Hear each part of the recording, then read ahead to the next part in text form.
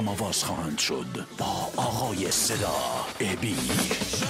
در ماه‌های گذشته اربیل شهری در 150 کیلومتری مرزهای غربی ایران میزبان هنرمندان ایرانی بوده است. در طول چند سال گذشته چهره کردستان عراق به شدت در حال عوض شدنه و ساختمان‌های زیادی سر از زمین بالا آوردن و اینجا فرودگاه بین‌المللی اربیل یکی از اون ساختمان‌ها و امروز ما منتظریم که خانم گوگوش یکی از مشهورترین خواننده‌های ایرانی از قسمت VIP یا مهمانان مخصوص وارد بشن.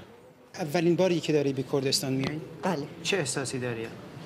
همین گفتم یک احساس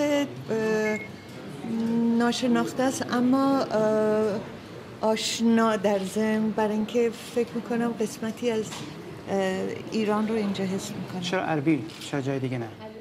برای اینکه اینجا ازم دعوت شد. چه پیامی داری برای ایرانیایی که این همه مرز رو بریدن، بعضیا قاچاق اومدن؟ بفهمید. 3 روز قبل از برگزاری کنسرت خانم گوگوش، نیروهای امنیتی ایران از ورود صدها ایرانی عازم اربیل جلوگیری کرده و مرزها را بستند. 2 روز قبل از برگزاری این کنسرت، مرج حاج عمران که یکی از مرزهای ورودی به کردستان عراق از طرف ایران بسته شده و نمیذارن مردمی، به خصوص اونایی که فارس زبان هستند، نمیذارن از مرز عبور کنن که در کنسرت شرکت کنن. اما ده‌ها ایرانی موفق شدند به بهانه زیارت کربلا از طریق مرز خسروی در استان کرمانشاه خود را به کردستان برسانند. من از تهران اومدم به خاطر کنسرت خانم گوگوش اومدم. به بلندای تاریخ ایران و کردان کردستان.